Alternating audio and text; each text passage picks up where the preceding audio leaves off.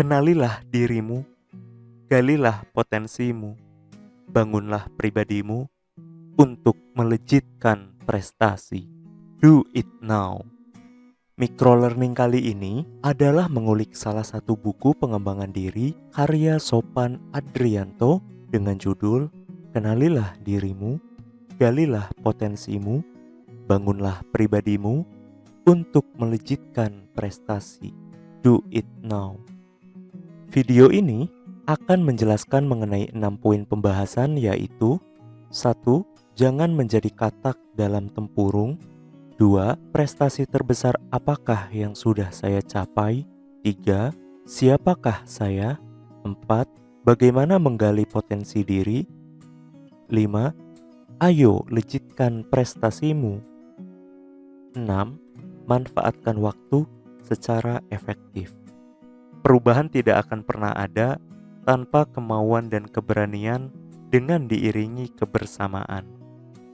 Jangan menjadi katak dalam tempurung. Di sebuah dunia yang tak tergoyahkan, hiduplah seekor katak dalam tempurung.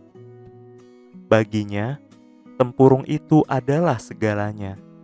Dia tidak pernah merasa perlu untuk meninggalkan tempurungnya yang selalu menawarkan perlindungan yang begitu aman. Namun, terkadang di balik dinding-dinding tempurungnya yang kokoh, ia tidak tahu apa yang terjadi di dunia luar. Angin yang lembut, nyanyian burung, dan cahaya matahari yang hangat tak pernah mencapai telinga dan kulitnya. Sahabat, gambaran tersebut sama halnya seperti kita. Kita terlalu merasa aman dan nyaman dengan keadaan kita saat ini, tanpa mengenali siapakah diri kita sebenarnya dan apa potensi yang kita miliki.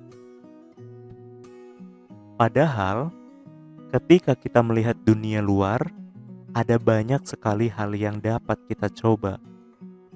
Ada banyak sekali sesuatu yang bisa kita lakukan untuk membangun pribadi kita.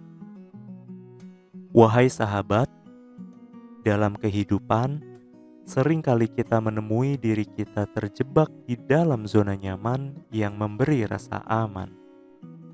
Namun, kita harus ingat bahwa kesuksesan tidak pernah datang dengan instan.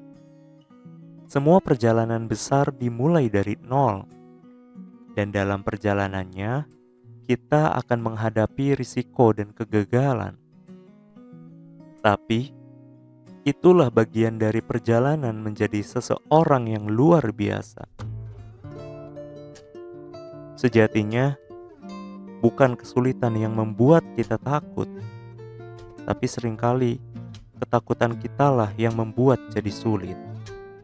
Jangan mudah menyerah dan jangan gampang putus asa. Lantas, prestasi terbesar apakah yang sudah saya capai? Ketika ditanya, prestasi terbesar apa yang sudah saya capai? Ada yang menjawab, prestasi terbesar saya yaitu berhasil naik jabatan di kantor. Yang lain menjawab, prestasi terbesar saya ketika memenangkan juara Asian Games. Sahabat, selama ini mungkin kita sering terperangkap dalam pandangan bahwa prestasi terbesar diukur dengan kesuksesan duniawi. Namun, perlu kita ingat, dunia ini sifatnya sementara. Sejatinya, tujuan yang hakiki adalah meraih predikat sebagai ahli surga dengan fokus pada prestasi yang abadi. Menciptakan dunia yang lebih baik dan mendapatkan kedamaian sejati bukanlah perkara duniawi semata, melainkan adalah perjalanan rohani yang mendalam. Jadi, marilah kita berkomitmen untuk fokus pada pencapaian prestasi yang lebih besar, prestasi yang akan membimbing kita menuju keabadian. Sesekali, berhentilah menilai orang. Niscaya, kamu akan menemukan siapa sesungguhnya dirimu. Siapakah saya? pertanyaan yang sering muncul dalam hidup kita, siapakah saya? Adalah kunci untuk mengungkap potensi sejati kita. Dengan mengenali diri sendiri, kita menggali kemampuan yang terpendam yang akan membantu kita mencapai kesuksesan. Namun, penting untuk diingat bahwa kesuksesan sejati bukan hanya tentang merasa yang paling benar, melainkan tentang menjadi pribadi yang benar. Saat kita mengerti diri kita sebenarnya, kita akan mampu membawa perubahan positif dalam diri kita dan dunia sekitar. Jadilah pribadi yang tulus dan biarkan kesuksesan menjadi bukti dari perjalanan yang penuh arti. Dengan tekad dan tindakan yang tepat, potensi diri kita akan mekar, membawa kita menuju kesuksesan yang tak terbatas.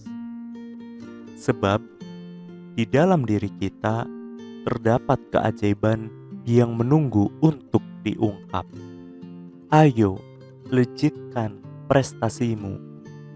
Apa yang harus kita lakukan untuk bisa melejitkan prestasi? Yang pertama, tentukan personal values dan misi yang merupakan penentu arah. Jika bisa mengidentifikasinya, maka goals kita tidak akan salah. Yang kedua, cari tahu goals yang kita inginkan. Setelah tahu personal values kita, langkah berikutnya adalah cari tahu goals apa yang benar-benar kita inginkan.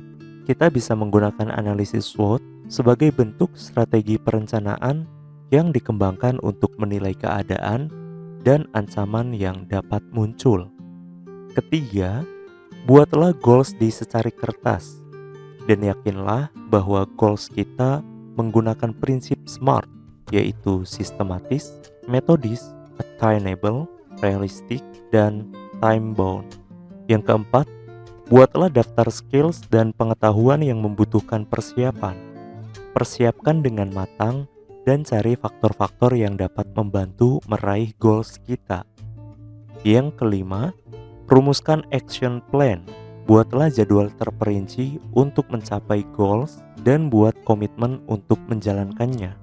Yang keenam, kinerja yang berkarakter akan menghasilkan prestasi yang maksimal dalam bentuk produktivitas yang sangat dipengaruhi oleh kekuatan yang dimiliki.